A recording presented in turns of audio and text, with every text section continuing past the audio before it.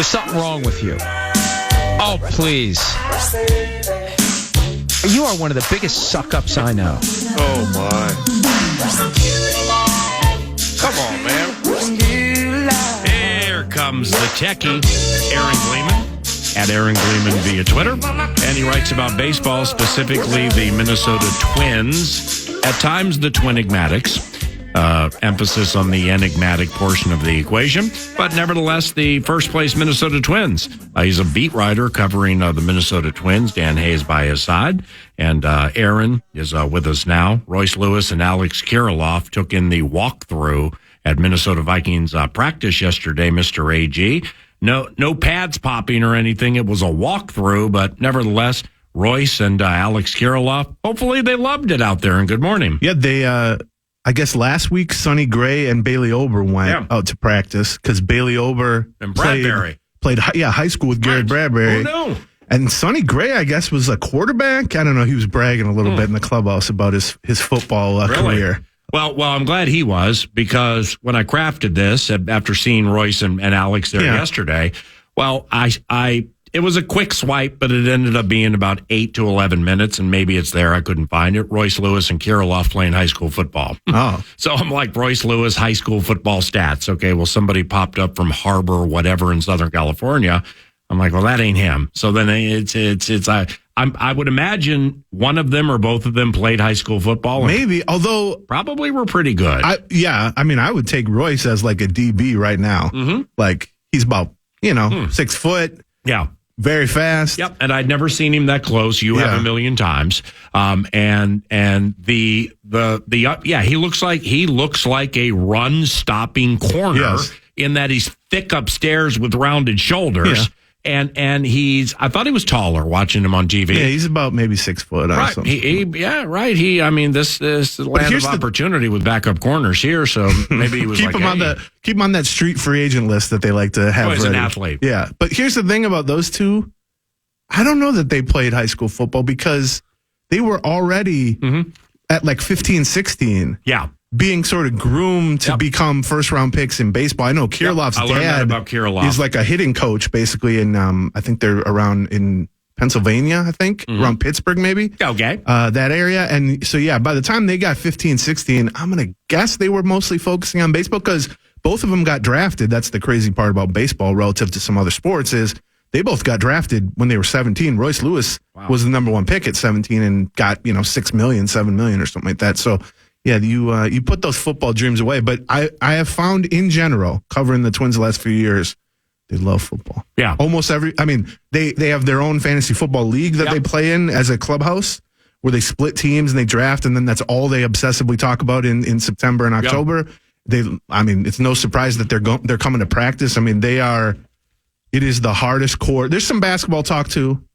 But man, Twins players love football. Okay, now I ran this just shooting from the lip. Just fired this yesterday after watching a fair amount. Now, granted, in passing of Buccos and us on Sunday. Now we got race calling, so I'm not seeing the nuance of it and stuff like that. You were at the game, right? Yep. Okay, now I'm just going to go through this quickly, but. In horse racing, when a horse comes in from another track, goes on a class drop, like we're either there to take your money, right, or it's not. We got bad goods coming in here, and we hope you claim the horse, something like that. It's called ship and dip. Okay, you ship in and dip. You dip in class. Okay. Well, with the Pirates Sunday, and I've seen this on some Wednesdays or Thursdays within the last few weeks. Just looking at the scores and how things get out of hand with pitchers early with these bad teams that now, X amount of weeks, a month and small change from the end of the season. Well, they can see the finish line. Right. So did the Pirates dip, then ship? Because I'm seeing some teams on these getaway days, like seriously, did you even put an effort up? And with the Pirates now this completely could be wrong, all right? And I am speculating, and you're in a elite baseball mind, I'm not. It was, okay, so Keuchel goes lights out. Did Keuchel go lights out, or were they just dipping to ship? And, I saw so many early in the count, bad swings by Reynolds. I mean, just the whole bit. I'm like, wow, are they even trying? Well, that's always the tricky part of baseball, especially like you said with Keuchel, who had been, that was his third Twin start. The first one went pretty well against Arizona.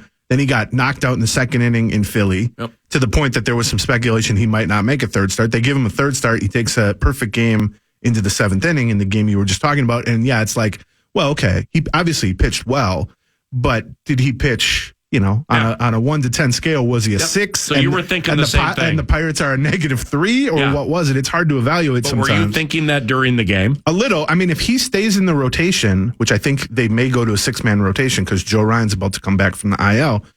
I think the plan was initially when Joe Ryan comes back from the IL, Dallas Keuchel will probably be let go, but it's hard to let a guy go after he takes the perfect game, no matter the opponent, into the seventh inning. Mm-hmm. If they go to a 6-man, he would maybe start, this weekend against the Texas Rangers, and that's the opposite scenario. Texas's lineup is probably the best in the American League. It's like 7 or 8 deep, and guys who are going to hit 20+ home runs. They got some real power up top, and so you go from, like you're talking about in class, you go from the bottom rung to the top rung there in the span of 5 or 6 days. That's going to be a real test, and that might end up being his last start. I mean, they're going to kind of go, I think, start by start with Dallas Keuchel. But to your bigger point, the baseball season's a beautiful thing when you're in contention. It's 6 months. Mm-hmm. It's every day. You can scoreboard watch. But when you're like the Pirates, who actually got off to a good start, but then they just collapsed. When you're the Pirates or the Royals or a team like that, you get to like July, August, especially when you trade some guys away at the trade deadline, when you basically say, we got no shot, which is right. You might as well get value for veterans. Those last 6 weeks or so can be a real slog because it's not like you can just, in the NFL, it's like, all right, we got 3 games left. You can get hyped up for Sunday, but can you get hyped up for Monday, Tuesday, Wednesday, Thursday, Friday? Yeah. Like you're playing so often that it is an opportunity for some young guys to, get at bats that they wouldn't normally get. But yeah, from the Twins' perspective, the Twins basically now they're 2 at Milwaukee starting tonight. Mm-hmm. Then they come back home and they get Texas, Cleveland, and then they go on the road and play those same 2 teams, Texas, Cleveland. Once they're done with that stretch, which is like the next 15 games roughly, it's the easiest schedule in all of baseball down the stretch. The Twins, if they can maintain, right now they're up 6, but if they can maintain 4, 5, 6 game lead after the next 2 weeks, I'm here to tell you it is extraordinarily unlikely they're going to get caught from behind. Okay, now off that, because with preseason football and just focus in different spots for certain reasons, the Guardians. I haven't followed the Guardians of late, and I was following them in passing at first just because of the 4.5 and the trade, Savali, and the Naylor gets hurt and the whole thing. What's the problem? I mean, it doesn't seem to. It's not like we're 85 Bears-esque, but this time last week it was 4.5. Now it's 6. Right. So, what's up with the Guardians? It's the same. They're trying the same recipe that they used last year, which is they don't really have any power in the lineup, but they never strike out, except. The bloopers and choppers are not finding holes, so they're not able to string together these 4 or 5 hit rallies. So they're near the bottom of the league in runs scored. I know Twins fans are frustrated because the Twins strike out so much. The Guardians never strike out, and they got 50 fewer runs than the Twins. So that's not everything. But their other part of the recipe was we're gonna try to piece together 3 or 4 runs. We're gonna run a little bit. We're gonna play good defense. We're going to get great starting pitching, and then the bullpen's just never going to give up a lead. And that's what we saw last year with them, with Clase and a bunch of other relievers. Well, that just hasn't been the case. Bieber's been hurt.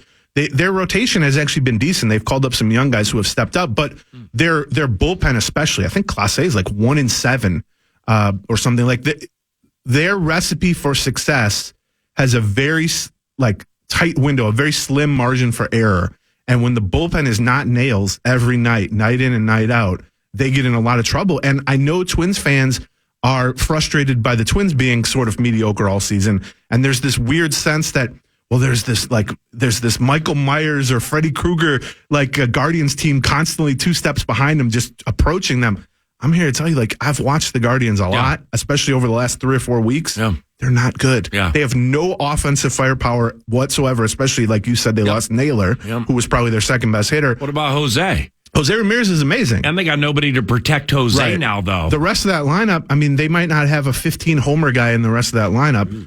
the starting rotation has been good, but it has not been phenomenal. And then the bullpen has been sort of mediocre, whereas last year it was just unhittable at times. And the end result is they've been below 500 for 95% of the season. And yet, because Twins fans are conditioned to worry about them, I think Twins fans overrate Guardians fans. And probably if you talk to or the Guardians team, and if you talk to the Guardians fans, they're like, well, this team has no shot. And in fact, I think they're only a game up on Detroit now. I mean, they're much closer to third place than they are to first place. Yeah, Detroit 7 back. So what, if anything, with the local 9 is tickling your fancy? I mean, you just mentioned something about the bullpen, but nevertheless, what just and maybe it's nothing. Maybe it's just grind the season out, get to the next level. Let's set the rotation and see if Maeda comes out of the bullpen in a high leverage spot. Just stuff like so. Like, is anything tickling your fancy with the squad right now? I mean, I think we will see, because at the beginning of the baseball season, it's all about how do we put together the depth to get through 162 games. But when you start to get late August and into September, which we're about to get to, and you got a 6-game lead with 37 to play, the pendulum swings a little bit, and now it's, well, we got to take care of business. We have to win this division, but we can start to go to a 6-man rotation, give the starters a little bit of rest. We don't need to work Kenta Maeda and Bailey Ober that hard down the stretch. You know, they're hoping to get Buxton and Kirilloff and Willie Castro back at some point in September. So then you start to incorporate those guys, and you can at least have one eye on the present, and you need to put away the Guardians and the Tigers and take care of business there. I'm not saying you can ignore that, but you can also have one eye on what's the game one of a playoff scenario. Like, it does you no good to have Pablo Lopez finish with, 200 innings if he's gassed for game one on October 3rd of the playoffs. So you need to kind of pace yourself in the sense that you want to put the best possible representation of your roster out there on October 3rd against whatever wild card team you're playing. And I think that's becoming, and it will become, assuming they take care of business over the next week or two, that'll become a bigger factor than it's been at any point of the season, which is we got to win games now, but we also we want to get this roster as prepared as we can with injured guys coming back, with giving rest to pitchers, and with keeping guys healthy too, which has always been a struggle for them. Well, the bottom part of the wild card, I mean, obviously is intriguing for the Minnesota Twins, where it was Toronto this time last week. Now it's Seattle, a game clear of Toronto. But what's interesting here is Seattle's only a half game back of Houston. And by the way, just went to Houston and swept them. And Texas isn't that far up for first in that division either at this point. Yeah, you're right. So, I mean, that division is very much in flux. And then, the second and third place in that division might end up being the wild cards. And another interesting facet, at least to me, and maybe you, is the Red Sox. All right, for all the problems they've had this year, now they're 4 games out of that Twins wild card spot. Yeah. With Turner and Yoshida, Duran. I mean, just all. But Chris Sale just came back, and Paxton can be a tricky lefty. I mean, they have a couple of things in there that can make things interesting. And as you've mentioned frequently here, from the Orioles down to the Yankees, I mean that the AL East has some nuts and bolts tough to it. And the Red Sox are part of it. Now, I don't know if they've gotten hot of late because the Yankees are awful. That's what happened. They played the Yankees a bunch. Well, they killed them. I think they went like 8-1 or something against the Yankees over the last month. They just swept them at Yankee Stadium. They basically buried the Yankees, which is probably good news for the Twins. Because there's like... Yeah, you're right. Part of me thinks, well, you wouldn't hate to end this, 20-year streak against the Yankees. But then part of me thinks, let's just not bother with the Yankees at all. Let's try to play Toronto or Seattle or Houston or something. Although I've already sat through a best of 3 at Target Field against the Astros that ended in 2 in the 2020 COVID season. Yeah, I don't really want anything to do with Houston. Yeah. I mean, I think I would probably Seattle or Toronto is who you maybe would be rooting for if you're a Twins fan, just in terms of matchups. Yeah. I think both of those lineups are very right-handed heavy, which plays to the Twins pitching staff a little bit. Neither of those teams has an elite left-handed pitcher, which would help. Like you said, if you get matched up against a team like Boston, they're not the strongest overall team, but the Twins are pretty weak against left-handed pitchers, so you don't necessarily want to see Chris Sale in a Game 1 situation. See, so for your Bo Sox, with Rico Petrocelli and Fred Lynn and Jim Rice. Wade Boggs. Yeah. So Boggsy hits 790 during the series against the Yankees. I mean, but see, this is where the Red Sox just have proven to be a little fraudulent this year. is they whoop ass on the Yankees, and they had to get us. They went in to get a sweep, and they got a sweep. Yep. All right. So what's part of the what's next plan? Because this is a rivalry. You sense the Yankees are down. There's going to be a little extra juice in there. You got fans there. It's easy to get hyped up for those games. So now you're going to go to Houston the next game, and you're going to face like Christian Javier, and Houston's tough, but you're traveling. Well, they got killed 9-4. So, I mean, but see, for the Mariners, all right, the Mariners go to Houston and sweep a good squad. All right, well, what you got for me next? All right, now you're going to go to the south side of Chicago and play the crappy White Sox who are all done and begging for the wire. Well, and Julio's going to sit. You're going to rest Julio Rodriguez on a Monday, and they kick ass 14-2. I mean, these Mariners are so freaking hot right now, man. Who's Cal Raleigh, and why is he so hot? That's their catcher. Good power. I know he's a catcher, good but power, holy cow, this last month he's had. You kind of talked about it at the beginning, which is at this stage of the season, the gap between the haves and the have-nots, the teams that are actually pushing to do something and the teams that are just playing out the string, it becomes so extreme that it's going to help the Twins, because the Twins finish with like White Sox, Oakland, Colorado. These teams are just looking to end the season, not get hurt, see some young players. Whereas, Cleveland, let's say, they got to play the Dodgers still. They play the Rays still. They're playing a much more difficult schedule, and you can see just looking ahead, like you just quoted some of these team schedules, it's like you can go from going to Yankee Stadium or going to Houston, and all of a sudden you're just home against the White Sox or something. It's like, you're jumping up and down levels of class, to your horse racing analogy. No, but that's true. It's true, and it's a weird thing to deal with because it becomes so like stratified, the schedule strength. And I think fortunately for the Twins, on paper, at least, it plays in their favor. Now, we've seen the Twins get swept by the Royals. We've seen the Twins not that long ago lose 3 out of 4 to Detroit. But at least on paper, if the Twins can just get clear of these next 2 weeks, it's smooth sailing. I mean, they will be out in front by several lengths to continue this horse racing thing. Yep. And all they got to do is just keep their pace. Right. And they're not going to be caught from behind. But the not break down part has been difficult for the Twins basically every year. Right. So Pablo Lopez is going great guns now, right? I think he has a 0.36 ERA this month. Jeez. He leads the American League in strikeouts. I think he's second in innings.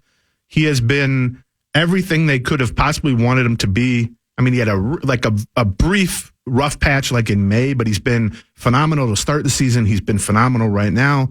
That trade is always going to be under a lot of scrutiny because Luis Ariz, he's faded a little bit, but he's still hitting, 357 or something like that. So that trade's going to be criticized because of that. But I hope people don't lose sight of the fact that they went out and tried to get a number 1 starter, and they appear to have gotten one. Now, it cost them a lot, a beloved player who's going to win another batting title. This is the best Lopez ever has been, right? Yes, definitely. I mean, they tweaked his mechanics a little bit. They added the sweeper along with the changeup and the fastball.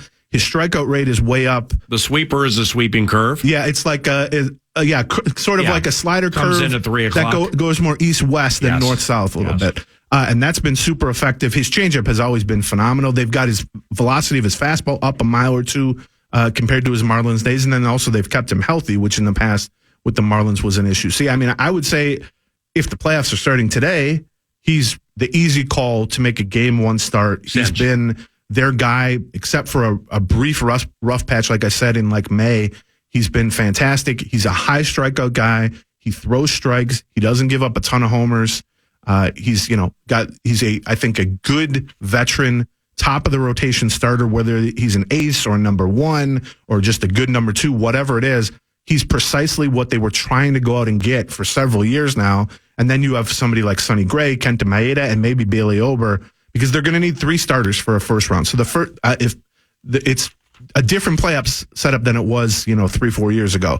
So now if the Twins win the Central, they host a best of 3 series against the last wild card team, the 6th seed. And we got all 3 at home. All 3 at home, best of 3. So you only need 3 starters. So it's really, right now, probably Lopez, Gray, Maeda in some order. The question is, could Ober pitch himself into that? Could Ryan pitch himself into it? Because you mentioned earlier, if it's kind of a coin flip between Maeda and Ober or Maeda and Ryan to make that 3rd start, Maeda would have more value than they do as a potential late inning reliever too. Okay, help me here. Sonny Gray, with postseason starts, postseason performances, lack thereof, whatever.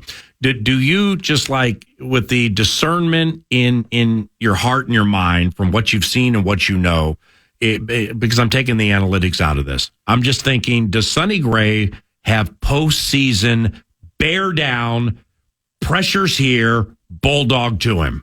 I think he does, potentially. I think what's gotten him in trouble this year is something that can become scary in the playoffs, which is when he gets a little trouble, he has a tendency to try to be perfect. Like if a guy's on first and second and there's one out, he's trying to allow 0 hits at that point. Yeah. So it gets him in trouble when he tries to be perfect with every pitch. He walks guys. He's walked guys with the bases loaded because he just won't give in. He's very stubborn. That can help him, but it can also hurt him. I think he's made an adjustment the last month or so to pound the strike zone more and to basically say, I'm not getting myself into these jams. I'm not walking guys to load the bases anymore. I'm going to just throw strikes. If they start hitting that for homers, well, then I know I'm not good enough to do this. But they haven't really done that much damage. He doesn't have a great postseason career. I think the other thing that is worrisome that Twins fans have seen the last season and especially this season is he has a tendency to cruise through 4 or 5 innings. And everybody loves the idea of a manager just leaving a starter in there like Jack Morris. Mm-hmm. But I think I looked it up. He has like a 2.5 ERA through 5 innings and a 7.5 ERA from the 6th inning on this season. So it's not the second time. It's the third time. Yeah. But it's part the second, right, then the third. Yes, because, I mean, we saw it on... so he's getting through the big dogs maybe 1 through 5, right, second time through, but it's how you say his name, Hae-Sung Kim, the Padres. Yeah. Well, that guy's the bomb, by the way. I mean, wish he was a free agent. I'd love to sign him. It's like him, the Ty Francis, the Jose Abreu's or Jeremy Pena's. And for some reason, I think because Sonny Gray is vocal about this topic when he gets interviewed after every game, he always wants to stay in. And so initially people were like, how dare Baldelli take out this bulldog early? Except as we've learned about Sonny Gray, it's not really that his performance doesn't really speak that same language. Yeah. Which is we saw it in the middle game against the Pirates that the Twins lost. He had a perfect game through 5 on 47 pitches. And then 4 outs later, he was removed from the game. He had 47 pitches through 5. He was just slicing them up. Was that the Red Sox? Oh, that was Joe Ryan against the Red Sox. Yeah. And so we've seen that a lot from Sonny Gray. And I'm not saying that's like some moral failure or something. A lot of starters run into that. But I think this whole talking point of how dare Rocco Baldelli remove this veteran workhorse. Sonny Gray does not have that reputation before he got to the Twins. He certainly shouldn't have it now. He's a really good starting pitcher, but he's not one of these guys who's going to throw 225 innings in a season. But I think as a number 2 starter in a playoff series where you're looking to get 5+ from a starting pitcher, and then you can deal with the bullpen situation after that. I think they're in a good situation because, I mean, I've been writing about the Twins for 20 years. It's easy to forget the guys they've actually trotted out there in some game 2s and game 3s, sometimes at Yankee Stadium. I know people like to joke about Dobnik making the game 2 start at Yankee Stadium. They also would have guys like Brian Dunsing make starts, and it's like, no offense to these guys, but, you know, Sonny Gray, Maeda, Ober, and potentially Ryan, if he looks good coming back, these are just a much higher class of pitcher overall. Now, they still got to get the job done, which is your question, but on paper, at least, this is a strength of the Twins that it hasn't been in a long time. So when does Rocco set the primo pitching concoction for the postseason? And if you've been wondering what the plan is for center field in 2024, like John E. in the Twins mailbag at The Athletic and theathletic.com, we will answer those with the techie around the on the Fan.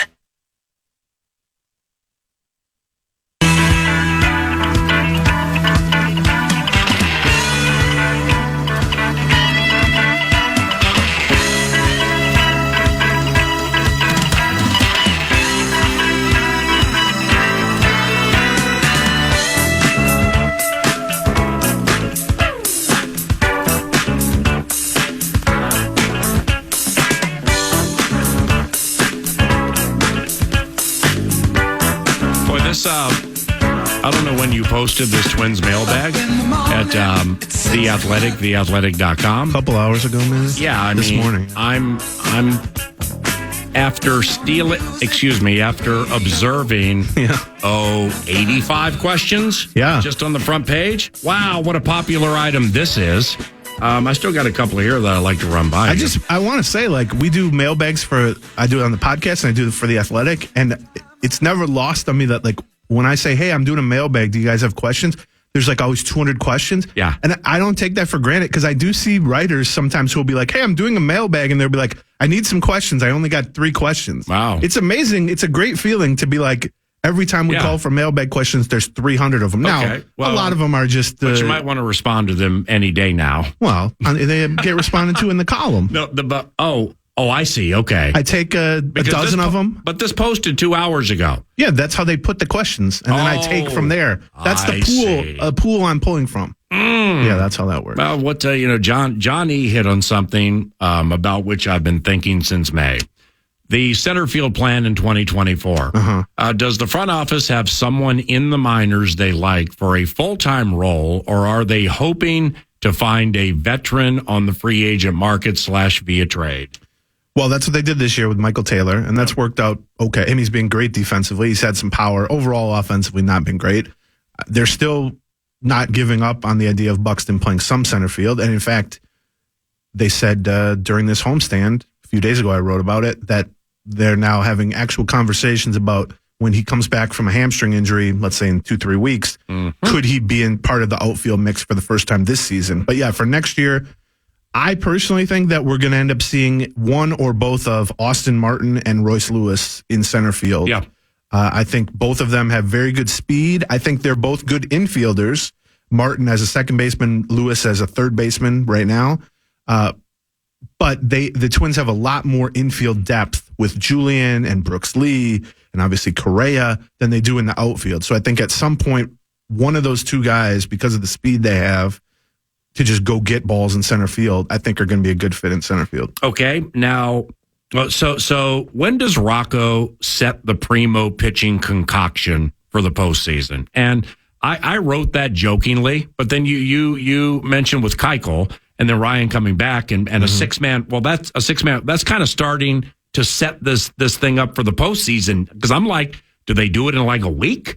Or, I mean, it's going to start happening low key soon, right? I mean, I think what you'll see is they'll try to give starting pitchers a day or two extra between starts whenever possible, either through a straight up 6-man rotation or just a 5-man that they won't skip people when there are off days. I think you're going to possibly, if they can get through these next couple weeks, like I said earlier, with a 5+ game lead, you're not going to see relievers go 3 out of 4 down the stretch. Because what is the point of, you don't get extra credit for winning the division by 10 games instead of 7 games.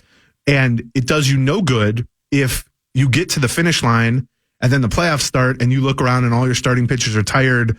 You've lost a reliever to some injury because you worked them hard down the stretch and on and on. And so they're going to try to space this thing out and plan this thing out the best that they believe to get everyone to that finish line of the regular season and the start line of the playoffs as fresh as they possibly can. Now, it's tricky because you have to win games between now and then. You can't just say we've got it clinched here because, Cleveland is capable. Detroit is capable of putting together a run that can at least put a little bit of pressure on the Twins, especially the Twins play Cleveland 6 times here now in the next 2 weeks. But I think if they can maintain something resembling this solid size lead, you'll start to see, they're not going to say 2 weeks from now, this guy's starting game 1. I mean, they won't announce that until the end of the regular season. But you'll start to see their plans become apparent because they'll go, oh, well, we'd like to give Maeda an extra day between starts. You go, well, why would that be? Well, because they want him to start game 1 or game 2 or game 3 of the playoffs, and they don't want as much mileage on his arm by the time he gets there. Aaron Gleeman at Aaron Gleeman via Twitter writes about the Twins for The Athletic and theathletic.com. Yours truly has been a subscriber since day one, and I love it. We mentioned the Rangers a little bit in passing earlier. So what kind of a chance now with Scherzer and Montgomery, the former Cardinal? I mean, it's going great guns for them. And a couple of days ago or yesterday, I think it was a couple. I mean, he was fantastic. For the Rangers, do you give how much of a chance do you give the Rangers to waltz into the World Series? Now, I know we got Houston coming from wild card terrorism, and they're kind of close, and Seattle's red hot. And yeah, I mean, it's the ebbs and flows of Major League Baseball, the most cyclical game out of all the pro sports. Meanwhile, the Rangers have hit it well most of the season. And then, with Perez and being, one of their showcase pitchers, or their centerpiece pitchers. Well, they go get Scherzer and Montgomery to amplify that. I don't know anything about their bullpen. But the Rangers, I mean, can they just waltz into this thing? Should they be heavily favored to get to the World Series? I mean, not if they don't win that division. You win that division, you get a bye. The two teams that get the bye are by far the favorites, and that's going to be whoever wins the East and whoever wins the West, because just think about it logically. If you get a bye, you're into the second round. If you don't get a bye, at best, you're 60-40 to win whatever your first round series is. Right. A best of 3 series. Even a very good team is only 60-something% to beat a slightly less good team in a 3-game series in baseball. Anything can happen. Yeah. Teams lose 3-game series to bad teams all the time. And so that bye, winning the division, winning the 2 main divisions, has massive value because it basically increases your odds of winning the World Series. It like doubles them kind of because as soon as you have to play that first round by not winning the division, you got a 35-40% chance of getting knocked out right there, which doesn't exist if you get the bye. So the Rangers have been leading the AL East or the AL West pretty much the whole year. But they've had a bunch of pitching injuries. Seager's been out for a little while. They have an excellent offense, extremely deep, tons of power. They can score runs. The bullpen is potentially good. I don't think it's a huge strength. And then they went out and got, like you said, Scherzer and Montgomery because, some of DeGrom, who they signed to a massive deal, blew out his arm almost immediately.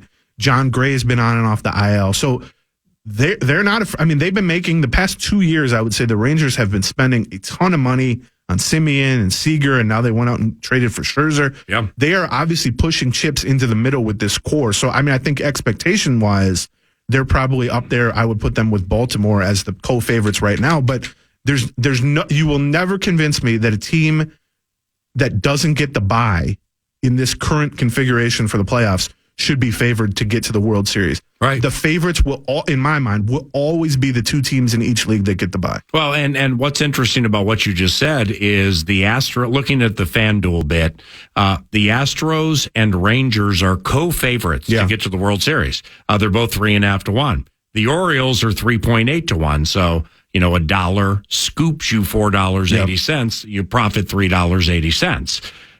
So a current non-division winner is favored / co-favored to get to the World Series. And, it's the betting shops are not in the opinion formulating business. They're in the balancing the budget business. So there must be a lot of Mattress Mac money that's like rolling in here on the Astros. So the Astros are how many back of the Rangers now? One or 2 I think games? It was 2.5. Game and a half. Game and a half. Yeah. So think of it this way. If you win the East or the West, you get the bye. That means you're in the Final 4 of the AL. They just got swept at home by Seattle, and they're only a game and a half back. Wow. Well, the Rangers have lost like 5 of 6 or 5 in a row, something like that. They've been slipping too. So, I think there's a lot of debate, or there was a lot of debate going back 2 years with the new CBA and the playoff structure and adding another wild card team and the buys, which had never been before. Mm-hmm. I like it in the sense that I like rewarding the best regular season teams and giving them a leg up on the competition. Now, maybe this is too much of a leg up. Yeah. But in the Twins case, where winning the Central is unlikely to get you one of the 2 best records in a given year, the advantage that the Twins get by winning the division is, like we talked about, they get all 3 games at home, and then they face the wild card team with the worst record. Yeah. Except that wild card team, whether it's Seattle, Toronto, Boston, whatever, they're probably going to have a better win total than the Twins. Right. So theoretically, they could be favored against the Twins at Target Field. But that's the advantage that the Twins get. But the bye is so it's big in any sport. You've seen it in football. Teams fight for that first round bye, obviously. Yep. But in baseball especially, when even a good team is only like 60-something% to win a given game, and to have a best of 3, that bye just carries such huge value. Well, we're off to the State Fair Thursday, so enjoy it. See you in a couple of weeks. Yeah, see you next time. Have some cheese curds for you. And thanks for your help today, all right? Of course. Aaron Gleeman, gentleman, scholar, and connoisseur of quality Manischewitz, and for all that, we love you. The Fan. Final segment, 9 to noon. I've been waiting. Actually, wasn't waiting that long. Big voice guy. We adore him, and he does terrific work. Yeah, I got some Super Bowl slogans for you. Would you like to hear a few?